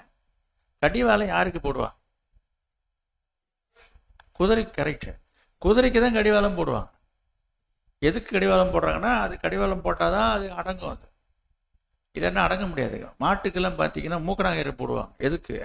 இல்லைன்னா ஒன்றும் பண்ண முடியாது, உங்களை பரம்பு வச்சிடும். அது சில மாடுலாம் பார்த்தீங்கன்னா நம்மளை பரம்பு வச்சு இழுத்துட்டு போவோம், தரன்னு இழுத்துட்டு ஓடிடும். மாடு என்ன கண்ணு ஊட்டியே இழுத்துட்டு போவோம்.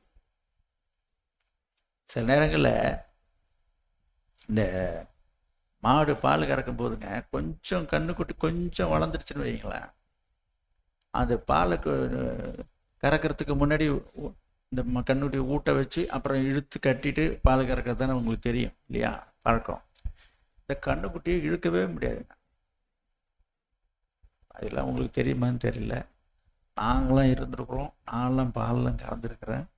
கண்ணுக்குட்டி இழுக்கவே என்ன நம்மளே பரம்பு வச்சிடும். கண்ணுக்குட்டி தான் இத்தனைக்கும் நம்ம நினைக்கிறோம் கண்ணுக்குட்டி தானேன்ட்டு. அதனால நாங்கள் என்ன செஞ்சோம் அப்படின்னா, இதெல்லாம் அந்த காலத்தில் நடந்ததுங்க. இந்த மாதிரிலாம் கண்ணுக்குட்டி இழுக்கும், கொஞ்சம் வளர்ந்துச்சுன்னா கண்ணுக்குட்டி பிடிச்சி இழுத்தாலும் வரவே வராது. அதனால் கண்ணுக்குட்டியை கட்டி போட்டுட்டு மாட்டை கொண்டு போய் கிட்ட நிறுத்தி ஊட்ட அடிச்சுட்டு மாட்டு கிட்ட ஏட்ட இழுத்து வந்து பாலை கறப்பாங்க எங்கள் அம்மா. இதெல்லாம் நடந்த உண்மையை சொல்கிறேன். எதுக்கு இது சொல்ல வரேன்னா, ஒரு கட்டுப்பாட்டுக்குள்ள வரல பாருங்க. இதே போல் நிறைய காரியங்கள் இருக்குது. மாடு அடங்காத மாட்டுக்கு கழுத்தில் ஒரு தடியை ஒன்று கட்டி காலில் ஒன்று கட்டி விட்ருவாங்க. ஆட்டிட்டு சீக்கிரமாக வேகமாக அதை போக முடியாது. இன்னும் சில பேருக்கு மூஞ்சில் ஒரு கயிறு போடுவாங்க, இன்னும் சிலர் மூக்கணாங்கயிறு போடுறாங்க. இதெல்லாம் எதுக்காக? ஒரு கட்டுப்பாட்டில் வைக்கிறது. இப்போ இங்கே குதிரைக்கு கடிவாளம் எதுக்கு போடுறாங்க? அப்படி இருந்தால் தான் நம்ம கட்டுப்படுத்த முடியும். இப்போ தாவீது என்ன சொல்கிறாரு? அவர் வாய்க்கு கடிவாளம் போடுறேன்னா, ஐயோ, எனக்கு என்ன தோணுதுன்னா, நான் உங்களுக்கு தெரியாம தான் கேட்குறேன். எனக்கு தெரிஞ்சு தாவீது ஒன்றும் அவ்வளோ பெரிய வாயாடியா எனக்கு தெரியலைங்க. நீங்கள் சொல்லுங்களேன், எங்கேயாவது வாய் பேசினாரா? யார்கிட்ட எதிர்த்து பேசியிருக்கிறாரா? வாக்குவாதம் பண்ணியிருக்கிறாரா? நீங்கள் தான் சொல்லுங்களேன். எனக்கு தெரியலைங்க. ஏன் அப்படி சொல்கிறாரு? எனக்கு என்னமோ அவர் பேசுனதாக நான் நினைக்கல, எனக்கு தோணலை. பேசாமையே என்ன செய்கிறாரு, அவருக்கு தானே சொல்லிக்கிறார். அவர் பேசுனதுனால இல்லை. அப்போ அந்த அளவுக்கு ஒரு வாயை அடக்கி வச்சிருக்கிறத குறித்து அவர் எழுதுறாருன்றதான் என் கருத்தாப்படுது. நீங்கள் எதையாவது ஒரு சம்பவத்தை சொல்ல முடியுமா? தாவீது அங்கே போய் இந்த மாதிரி ஒரு தர்க்கம் பண்ணி வாயாடி ஆர்கியூ பண்ணி வாக்குவாதம் பண்ணாருங்க, அதனால தாங்க அப்புறம் திருந்தாருன்னு சொல்கிறதுக்கு ஏதாவது சம்பவங்கள் இருந்தால் கொஞ்சம் சொல்லுங்களேன். கேட்குற ஒன்றும் சொல்ல மாட்டேன். தாவீதுடைய வாழ்க்கையில் நடந்த சம்பவங்களில் ஏதாச்சும் ஒரு சம்பவத்தை சொல்லி, இங்கே பாருங்கள் அவர் அனாவசியமாக பேசியிருக்காருங்க அவர் அப்படின்னு நீங்கள் ஏதாவது சொல்ல முடியுமா? நான் தெரியாமல் தான் கேட்குறேன். உங்களுக்கு தெரிஞ்சால் சொல்லுங்கள், எனக்கு தெரியல. உங்களுக்கு தெரிஞ்சால் சொல்லுங்கள். இல்லையா? எனக்கு தெரிஞ்சு தாவீது யார்கிட்டையும் அதிகமாக வாய் பேசாததுன்றதான் என் மனசில் படுது. உங்களுக்கு தெரிஞ்சால் சொல்லுங்கன்றா சொல்ல மாட்டேறீங்க. ஏதாச்சும் ஒரு சம்பவத்தை இருந்து சொல்லுங்களேன். பைபிளில் ஒரு சம்பவத்தை சொல்லி, அங்கே பாருங்கள் அவர் ரொம்ப கொஞ்சம் ஓவராக பேசியிருக்காருன்னு சொல்லுங்களேன். அப்படிலாம் இல்லைன்னு நீங்கள் சொல்கிறத நீங்களே அமைதியாக இருக்கிறத பார்த்தா தெரியலையா இல்லை இல்லையான்னு தெரியல. இருக்கட்டும். அப்படி இருக்கும்போது ஏன் எனக்கு கடிவாளம் போடுறேன்னு சொல்கிறாரு இவர்? ஒரு பேசாத ஒரு மனுஷனே, அதாவது அதிகமாக வாய் பேசாமல் வாய் அடிக்காத ஒரு மனுஷனே இப்படிலாம் ஒரு கட்டுப்பாட்டில் இருக்கிறதா சொல்லி இங்கே எழுதியிருக்கிறார் போது, இன்றைக்கு வாய்க்கு வந்தபடி இன்னைக்கு பேசிட்டு இருக்கிற விசுவாசியின் நிலைமை என்னன்னு நான் கேட்குறப்ப, அந்த வாய் அடக்கம் இருக்கிறதா? நாவு அடக்கம் இருக்கிறதா? நான் எப்படி சொல்கிறேன் அப்படின்னா, இன்றைக்கு காலை ஜெபத்தில் நாங்கள் அதை பற்றி படித்தோம். 1 சாமுவேல் 17ஆம் அதிகாரத்தில் ஒரு சம்பவம் இருக்கு பாருங்க. தாவீது ஒரு சம்பவத்தை காட்டுறேன். 1 சாமுவேல் 17ஆம் அதிகாரம்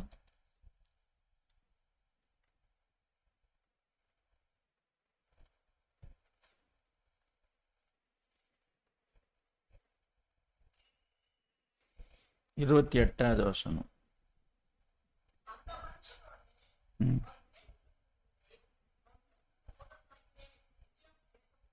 ம்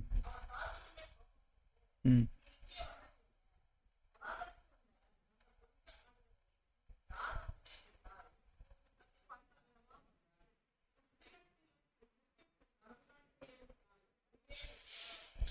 இந்த சம்பவம் உங்களுக்கு ஞாபகம் இருக்குதா? வேதத்தை படிச்சவங்களுக்கு தான் தெரியும். யார் யாரை பார்த்து கேட்கறது சொல்லுங்க? தாவீதுனுடைய கூட பிறந்த அண்ணன்மாரு தம்பியை பார்த்து கேட்குறான். என்ன கேட்குறான்? நீ இங்கே வந்தது என்ன? எதுக்கடா வந்த? எதுக்கடா வந்தீங்க? ஏன்டா இங்கே வந்த? இல்லை, நான் சும்மா பேசி காட்டுறேன். ஏன் வந்தீங்க? எதுக்கு வந்தேன்னா பெறட்டுறான் அவனை. ஏன் வந்த? எதுக்கு வந்த? அப்புறம் என்ன சொல்றான்? யுத்தத்தை பார்க்க அல்லவா வந்தா?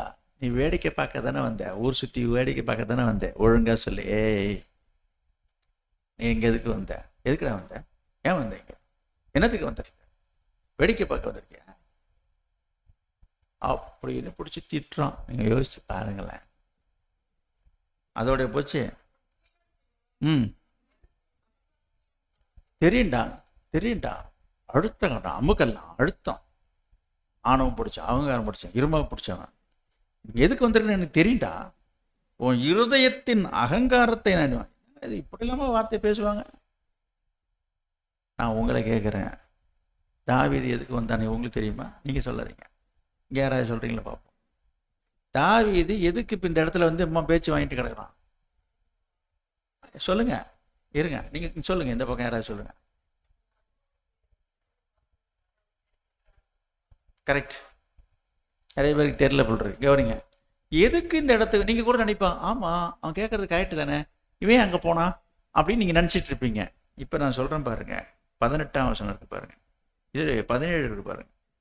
ஈசாய் தன் குமாரனாகிய தாவீதை பார்த்து, உன் சகோதரனுக்கு இந்த ஒரு மரக்கால் வறுத்த பயிறு, ஒரு மரக்கா, இங்க பாருங்க எல்லாம் எவ்வளோ அளவா எழுதியிருக்கு பாருங்க. ஒரு மரக்கா அளவுக்கு வறுத்த பயிறு, 10 அப்பம் சவுத்து ஓட்டமாய் போய், அப்புறம் 10 பால் கட்டிகளை கொடுத்து விசாரித்து, போதும். என்னங்க இது? இப்ப சொல்லுங்க, எங்க போனா, எதுக்கு போனா, ஏன் போனா? எங்க அப்பா சொன்னாரு, சும்மா சொன்னாரு. என்ன சொன்னாரு? ஒரு மரக்கா வறுத்த பயிறு, அப்புறம் 10 அப்பம் பால் கட்டி. அதாவது போய் எங்கள் அண்ணங்காரன் போய் எங்கள் யுத்தத்துக்கு போயிருக்கிறான். அங்கே என்ன சாப்பாடு, வாய்க்கு ருசியாக சாப்பாடு கிடச்சிதோ, சாப்பிட்டானோ கொண்டானோ தெரியல, காஞ்சி போய் கிடப்பான். போகிறதே என்ன செய்ய, இதெல்லாம் எடுத்துகிட்டு போய் கொடுத்துட்டு பார்த்துட்டு அவன் எப்படி இருக்கான்னு செய்தி கேட்டுவான். எவ்வளோ அழகாக விளக்கமாக தெளிவாக அங்கே எழுதியிருக்குது. அதுக்காக வந்தவன் எல்லாத்தையும் கொடுத்துட்டான். இதெல்லாம் வாங்கி எங்கே வச்சான்னு தெரியல. இவன் நான் பேசுகிற பேச்சு என்ன, அதை சொல்லுங்க. எங்கடா வந்த? எதுக்குடா வந்த? இது எப்படி இருக்கும் நமக்கே வந்து எப்படி இருக்கும்? இந்த மாதிரி கேட்டா, எங்கடா வந்த, எதுக்கு வந்தேன், ஏன் வந்தீங்க? வேடிக்கை பார்க்க வந்திருக்கியா? ஒரு ஆடு மேய்க்க விட்டா அந்த ஆட்டை எங்கேயோ விட்டுவிட்டு இருக்காங்க வசனம். கொஞ்சத்தில் இருக்கத்தான் ஆட்டையும் விட்டுட்டு வந்துட்டேன். இவன் பாருங்க, ஆட்டை காவலாளி வசனம் சொல்லிட்டு தான் போறான். அங்கெல்லாம் வெளியவா இருக்கு. எவ்வளவு கருத்தா வந்திருக்கிறான். அவனை போய் இப்படி பேசினா எத்தனை பேருக்கு போகும்? இப்போ நீங்க உங்களை அந்த இடத்த வச்சு பார்ப்போம். நீங்க அந்த மாதிரி போயிருக்கீங்க, உங்களை அந்த மாதிரி கேட்குறாங்க. யாரு? உங்க கூட பிறந்தவங்களே கேட்குறதா வச்சுப்போம். நீங்க அந்த தாவீது இடத்துல நீங்க இருந்தா என்ன செய்வீங்க, என்ன சொல்லுவீங்க? செய்யறது இல்லை. என்ன நினைக்கும், என்ன தோணும், என்ன பேசுவீங்க? இப்போ சொல்லுங்க, ஒரு கற்பனையாக. இப்போ சொல்ல மாட்டீங்க, நீ சொல்லுன்னா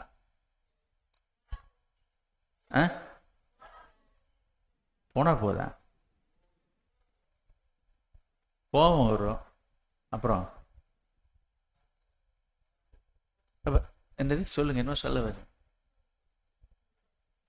எடுத்து வந்து கொடுத்துட்டு, ஆமா போனா பாருங்க, போனா போதுன்னு எடுத்துட்டு வந்து, அப்படிதானே வார்த்தை வரும்.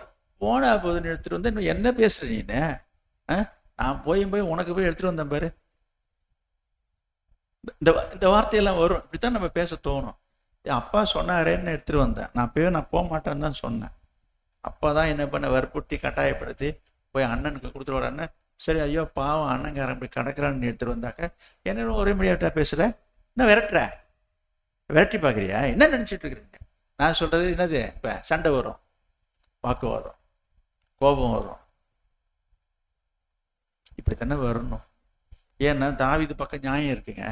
நியாயம் இருக்கும்போது நம்ம கோபம் வரதான் செய்யும். கவனிங்க, கவனிங்க, அப்புறம் பார்க்கலாம். கவனிங்க, நியாயம் இருக்கும்போது தானே கோபம் வரும். அப்போ என்ன பண்ணுவான் யோசிச்சு பாருங்க. அப்போ என்ன செய்தான் தாவீது? என்ன செய்தான்னு பார்த்தீங்கன்னா, என்ன செய்தான் படிங்க. அதற்கு தாவீது, நான் இப்போ என்ன செஞ்சுவிட்டேன் இந்த மாதிரி நீ பேசுற? அப்போ நான் வந்ததுக்கு ஒரு முகாந்திரமே இல்லையா? அப்போ நான் அனாவசியமா வந்தேன்னு சொல்றியா என்று சொல்லிட்டு அவனை விட்டு வேற தோன்றத்தை போதும். அதாவது இந்த மாதிரி இவன்கிட்ட பேசிட்டு இருந்தால் வம்பு வரும், வழக்கு வரும், வாக்குவாதம் வரும்னு சொல்லிட்டு என்ன பண்ணிட்டான்? விலகி போயிட்டான்னு சொல்கிறேன். அந்த சுவாபத்தை பாரு, விலகிட்டான். இவன்கிட்ட திருப்பி பேசுகிறான். அப்புறம் என்னடா என்ன ஏற்று பேசுகிறேன்னு திட்டுவான் அண்ணங்கிறான். என்ன அண்ணன் நினச்சான். இப்போ என்ன பண்ணுவாங்க? சண்டை வரும், வாக்குவாதம் வரும், கையை நீட்டுவான். நான் சொல்கிறேன் அப்படின்னு திருப்பி பேச ஆரம்பித்தான். அதனால் ஏன் ஒன்றுட்டா அனாவசியமாக பேசிக்கிட்டு விலகிட்டான். ஒதுங்கி அடுத்தவங்கள்ட்ட பேசிட்டு விலகி போகிறது தான் எழுதியிருக்குது. நான் என்ன சொல்ல வந்தேன் அப்படின்னா, இந்த ஒரு சம்பவத்தை வச்சு பார்க்கும்போது தாவீது ஒரு நல்ல டைப்பாக தெரியுது, நல்ல ஒரு குணசாலி, ஒரு சுவாபம் உள்ளவனா தெரியுது, ஒரு பொறுமைசாலியாக தெரியுது, ஒரு நிதானிக்கிறவனா தெரியுது, ஒரு நிதானமாக இருக்கிறதையும் நமக்கு பார்க்குறோம். இது போல் ஒரு சோதனை சூழ்நிலை வந்த இடத்துல கூட அவன் என்ன பண்ணுறான்? அமைதியாக தான் ஒதுங்கி போகிறான். ஆனால் அந்த தாவீது இங்கே சங்கீதத்தில் எழுதியிருக்கிறாரு, என்ன சொல்கிறாரு? என் வாயை கடிவாளம் போட்டு நான் அடக்கி வைக்கிறேன்றார். அடுத்த வசனம் பாருங்க, 39:2. நான் மௌனமாகி ஊமையாயிருந்தேன், நலமானதையும் பேசாமல் அமர்ந்திருந்தேன். சரி, என்ன சொல்ல வர்றேன்? அதாவது நல்லதை கூட நான் பேசலைன்றார். இப்போ அதே தான் அங்கே இப்போ சொன்ன சம்பவத்தில் நல்லது கூட விண்ணப்பிக்கல. சரி, ஏன் பேசினா இது வம்பு வரும், வாக்குவாதம் வரும், சரி விடு, அவன் சொன்ன போகிறான். அதுதான் தாவீதுனுடைய நிலைப்பாடு. நலமானதையும் பேசாமல் நான் அமர்ந்திருந்தேன். ஆனாலும் என்ன செய்யுது? எனக்கு மனசு ரொம்ப துக்கமாக தான் இருக்கு. நான் இப்போ உங்களுக்கு என்ன சொல்ல வந்தேன் அப்படின்னா, உங்களுடைய வாயின் வார்த்தைகள் எப்படி இருக்கு? நீங்கள் பேசுகிற வார்த்தைகளில் நீங்கள் எப்படி நடந்துக்கிறீங்க? தன் பிழைகளை உணர்கிறவன் யார்? இன்னைக்கு வாய்க்கு வந்ததை பேசிட்டு, வாயில் வர்றதெல்லாம் பேசுறது, வாய்க்கு வந்தபடி பேச வேண்டியது. நான் என்ன பேசிட்டேன்? நான் என்ன சொல்லிவிட்டேன்? இதெல்லாம் ஒரு குத்தமா? இதெல்லாம் ஒரு தப்பா? நான் இதானே சொன்னேன், நான் அதானே சொன்னேன். என்ன பேச்சு? அப்போ பேசுகிற விதங்களிலே, பேசுகிற முறைகளிலே ஒரு ஒழுங்கு இருக்கிறதா? யார்கிட்ட பேசுகிறோம், யார்கிட்ட எப்படி பேசணும்? சில பேருக்கு ஒரு மரியாதை தெரியல, மரியாதையாக பேச தெரியல, வாக்குவாதம் பண்ணுறது, விதண்டாவாதம் பேசுறது, இதெல்லாம் பாவம்னு தெரியல. துணிகரமான பாவங்களுக்கு அடியனை விலக்கி காரும். இது சொன்னாங்க, இது இப்போ இங்கே துணிகர பாவம்னு வரும். இப்போ பேசவே கூடாதுன்னு சொல்கிறீங்களா? பேசினா குத்தன்றீங்க. என்ன? ஐயோ, நான் நீங்கள் பேசுறதெல்லாம் குத்தம் நான் சொல்ல வரல. ஆனால் பேசுகிற விதங்களில் கவனம் அவசியம். பிரசங்கி 5ஆம் அதிகாரம் 6ஆம் வசனம் பாருங்க. பிரசங்கி 5:6.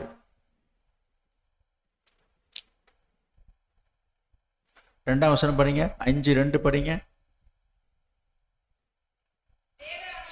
தேவ சமூகத்தில் நீ துணிகரமாய் இருக்கா வார்த்தை. தேவ சமூகத்துல துணிகரமா பேசுறாங்க பாருங்க. உன் வாயினால் பேசாமலும், மனம் பதறி ஒரு வார்த்தையும் சொல்லாமலும் இரு.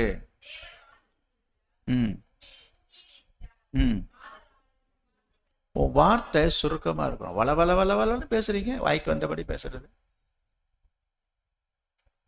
என்ன பேச்சு? ஒரு வார்த்தை சொன்னா 9 வார்த்தை வருதுங்க. சரியா? அதெல்லாம் 6ஆம் வசனம், உன் மாம்சத்தை பாவத்துக்குள்ளாக்க உன் வாய்க்கு இடம் கூடாது. அது புத்தி பிசைக்கினால் செய்தது என்று தூதனுக்கு முன் சொல்லாது. தேவன் உன் வார்த்தைகளினாலே கோபங்கொண்டு என்னது சொல்லுங்க. தேவாலயத்தில் மனம் பதறி பேசாதன்னு சொல்லிருக்கு. நான் உங்களை கேட்குறேன், நீங்கள் யார்கிட்ட பேசுகிறீங்க? நீங்கள் யார்கிட்டங்க பேசுகிறீங்க? யார்கிட்டே பேசுகிறீங்க? இங்கே பாருங்க, யார்கிட்டே பேசுகிறோம். நான் ஆள்லாம் கேட்கல. இப்போ நீங்கள் யார்கிட்ட பேசுகிறீங்க? நீ யார்கிட்டே பேசு. அவங்க புருஷனாக இருக்கட்டும், மனைவியாக இருக்கட்டும், பிள்ளையாக இருக்கட்டும், தாயாக இருக்கட்டும், தகப்பனாக இருக்கட்டும், அண்ணனாக இருக்கட்டும், தம்பியாக இருக்கட்டும், சொந்தக்காரனாக இருக்கட்டும், மாமனாக இருக்கட்டும், சித்தப்பாவாக இருக்கட்டும், தாத்தாவாக இருக்கட்டும், யார்கிட்ட வேணாலும் பேசு. எல்லாரையும் சேர்த்தான்னு சொல்கிறேன். சபைக்கு விசுவாசியாக இருந்தாலும் சரி, நீ யார்கிட்ட பேசினாலும் நீ மனம் பதறி பேசினாதன்னு சொல்கிறாரு. மனம் பதறி ஒரு வார்த்தையும் சொல்லாத அப்படின்னு சொல்லிட்டு இங்கே பாருங்க, 6வது வசனத்தில் என்ன சொல்கிறாரு? தேவன் உன் வார்த்தைகள்னாலே கோபம் கொண்டு இருங்க. இங்கே பாரு, இந்த இடத்த பார்க்கணும். நான் திருப்பியும் கேட்குறேன், நீங்கள் யார்கிட்ட பேசுனீங்க? யார்கிட்டே பேசுனீங்க? நான் தான் ஒரு லிஸ்ட்டு கொடுத்துட்டேன். இப்போ இவ்வளோ லிஸ்ட்டு கொடுத்தேன். அப்பா, அம்மா, அண்ணன், தம்பி, தங்கச்சி, மாமா, சித்தப்பா, பாட்டி, புருஷன், மனைவி, பிள்ளை, அத்தனை பேரையும் சேர்த்தான் நான் பேசுகிறேன். இதில் யாராவது ஒருத்தவங்கள்ட்ட நீ பேசிட்டீங்க. பேசுனதுக்கு யாருக்கு கோபம் வருது? அங்கே பாருங்க, அதை தான் இங்கே இருக்குது. பேசுனதுக்கு யாருக்கு கோபம் வருது? ஆண்டவருக்கு கோபம் வரலாமா? நான் யாரையாவது பேசுவாங்க, இவருக்கு ஏங்க பொத்துட்டு வருது? இப்படித்தானே நீங்கள் கேட்பீங்க. இப்போ நீங்கள் 2 பேரும் சண்டை போட்டுக்கிறீங்க, யாரோ 2 பேர். அதில் குறுக்க வந்து இவெல்லாம் பேசாத, உன் வேலையை பார்த்துட்டு போ, நீ என்ன அங்கே மூக்க நுழைக்கிற, நாங்கள் எங்களுக்குள்ள அடிச்சுப்போம், கூட்டிப்போம், பேசிப்போம், நீ யார் இதை கேட்கறது? இப்படிலாம் பேசுகிறாங்க. இங்கே இல்லை, ஊரில் தெருவில் யாராவது கேட்க வந்தால் என்ன பண்ணோம்? உன் வேலையை பார்த்துட்டு போயிட்டாரு. அப்படி தானே நம்ம சொல்கிறோம். இப்போ இங்கேயும் அதே தான் நடக்குதுங்க. இந்த மாதிரி நீ யார்கிட்டே பேசுறீங்க, ஏதோ நடந்துக்கிறது. யாருக்கு கோபம் வருது? ஆண்டவருக்கு கோபம் வருது. கேட்பீங்களா போய் யார்கிட்ட போய்? உங்களுக்கு என்னங்க இல்லை வேலை? நான் இவங்களை ஏதாச்சும் எங்கள் வீட்டுக்காரர் அப்படி பேசுவேன், என் மனைவி அப்படி தான் நான் பேசுவேன், உங்களுக்கு எங்க பொத்துட்டு போச்சு அப்படி கேட்பீங்களா? ஆனால் அப்படி தான் நினச்சிட்டு இருக்கிறாங்க சில பேர். இவங்களை பேசுறதுக்கும் அதுக்கு என்னங்க சம்பந்தம்? நான் ஆண்டவரை ஏதாச்சும் வாயை திறந்து ஏதாச்சும் பேசுனேன்னா, என் வாயால் ஏதாச்சும் ஆண்டவர் தப்பாக பேசுனேன்னா, உங்களை ஏதாவது பேசுனா நீங்கள் வாங்க, உங்கள் வேலையை பார்த்துட்டு போங்க அப்படின்னு நீங்கள் சொல்லுவீங்களா? ஆண்டவரை பார்த்து இப்படி சொல்ல முடியுமா? நல்லா ஒரு காரியத்தை புரிஞ்சுங்க. நீ யாரை பற்றி பேசுறியோ, யார்கிட்ட பேசுறியோ, புரியுதா? நீ எப்படி பேசுறியா அது பிரச்சனையே கிடையாது. யாரை பேசினாலும் சரி, யாருக்கு கோபம் வரும் அதை புரிஞ்சுக்கணும்.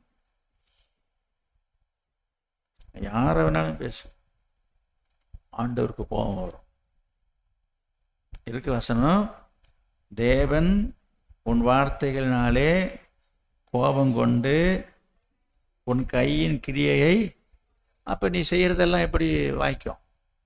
அப்படி நீ வச்சது விளங்குமா, தொட்டது தொலங்குமா? சொல்லுங்களேன். உன் கையின் கிரியையில அழிச்சிருவேன்றார். அப்போ நீ என்ன செஞ்சாலும் என்ன நடக்கும்? கொஞ்சம் யோசித்து பாருங்க.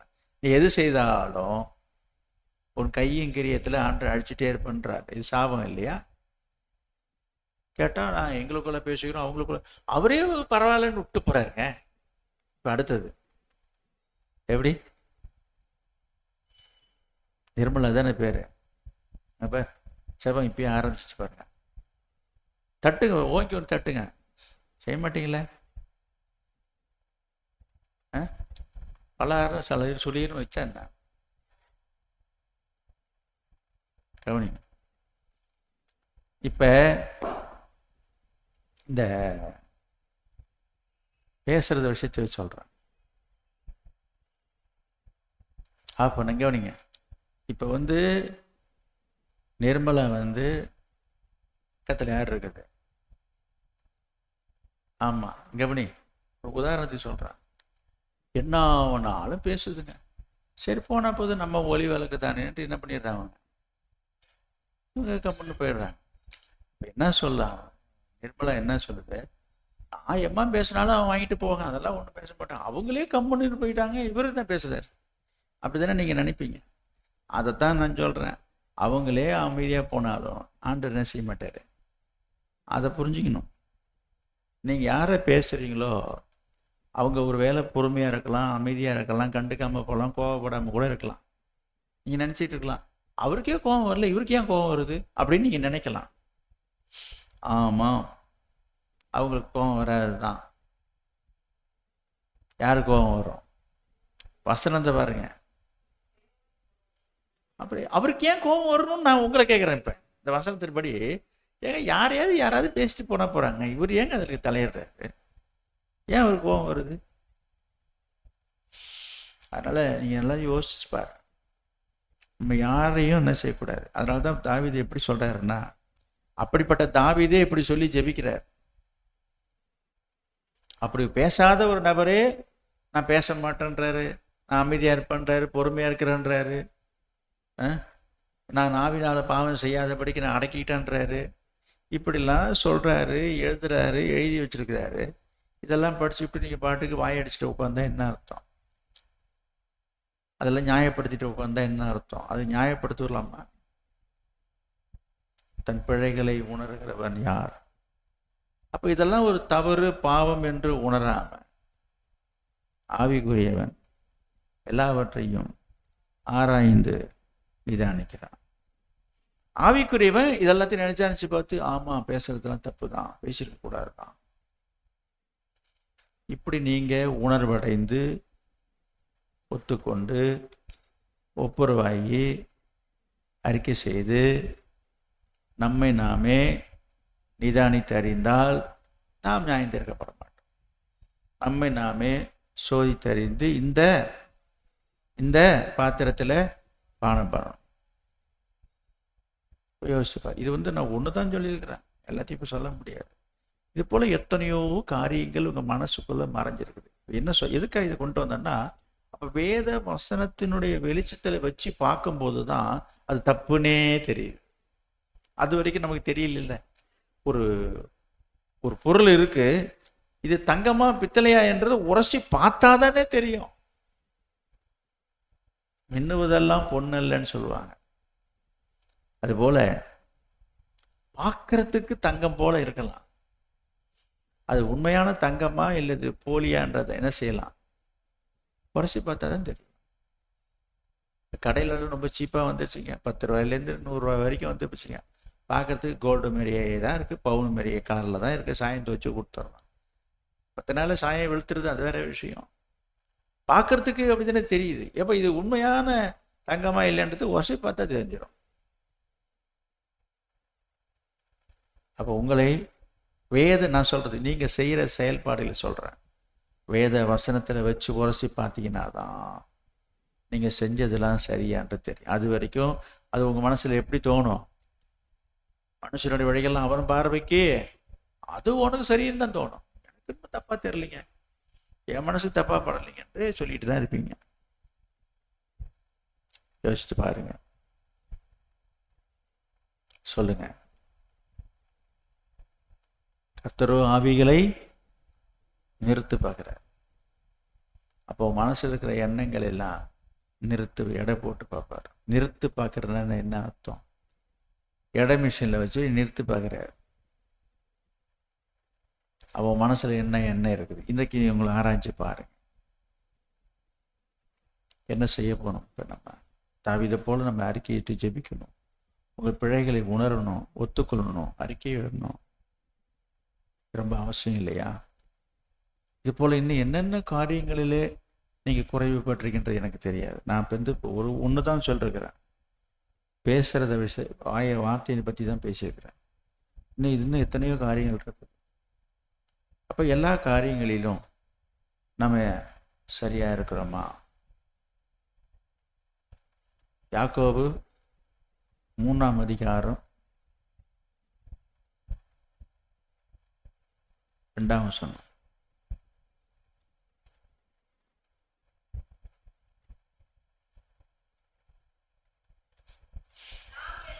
நாம் எல்லோரும் அநேக விஷயங்களில் தவறுகிறோம். நாம் எல்லாரும் நல்லா கவனிங்க, அநேக விஷயத்தில் தப்பு செய்கிறோம். நாம் எல்லாரும் அநேக விஷயத்தில் தப்பு செய்கிறோம். ஒத்துக்கிறீங்களா? நாம் என்று சொல்றார், நீங்கன்னு சொல்ற. அப்போ யார் எழுதுனது? யாக்கோபு. அவர் பேரையும் சேர்த்துக்கிறாரு. நாம் எல்லாரும் நம்மெல்லாம் அநேக விஷயத்தில் தவறு தான் செய்கிறோம். இருக்கீங்களா? ஒருவன் சொல் தவறாதவனானால் அவன் பூரண புருஷனும் சரீரம் முழுவதையும் கடிவாளத்தினாலே அடக்கி கொள்ளக்கூடியவனுமாயிருக்கிறான். கடிவாளம். தாவீது தன் வாய்க்கு கடிவாளம் வச்சேன்றார். யாக்கோபு சொல்றாரு, முழு உடம்புக்கே நான் கடிவாளத்தினால் அடக்கி வைக்கிறேன். சும்மா இருக்குதா பாரு இந்த கை சும்மா இருக்குதா பாரு, இந்த கால் சும்மா இருக்குதா பாரு, எங்கேயாவது ஓடிட்டு ஓடியாந்துட்டே இருக்கும்.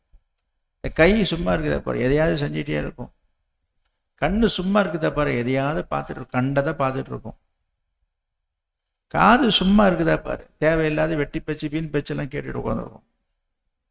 வாய் சும்மா இருக்குதா, ஊரா விட்ட கதையை, அந்த வீட்டு கதை, இந்த வீட்டு கதையெல்லாம் இழுத்துட்டு கோல் முட்டிட்டு சிண்டு முடிச்சுட்டு உட்காந்துருக்கும். வாய் சொல்லிக்கிட்டே போகலாம். அதனால தான் ஒட்டுமொத்தமாக என்ன சொல்றாரு இவர், முழு சரீரத்தையும் கடிவாளம் போட்டு அடக்கி வைக்கணும். யாரு? ஆவிக்குரியவன்.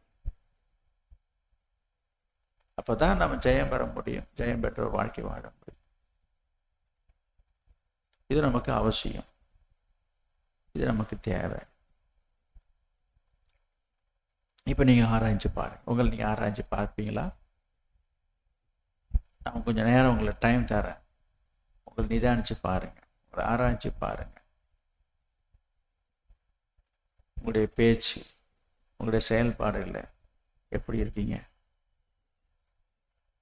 யோசித்து பார்க்கணும். நிதானிச்சு பார்க்க தான் யோசித்து பார்க்கறது. ஆராய்ச்சி பார்க்கலாமா? சோம் பண்ணுவோமா? வா.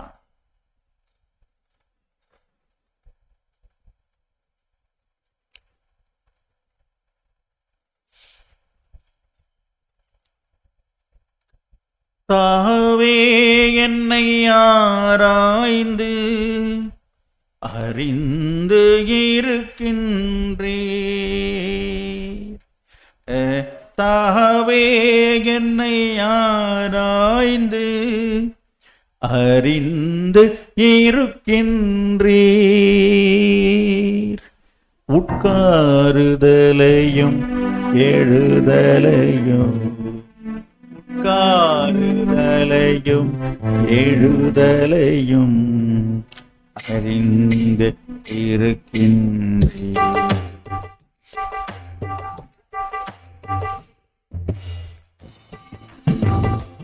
உம்மை பிரிந்து வாழ முடியாது.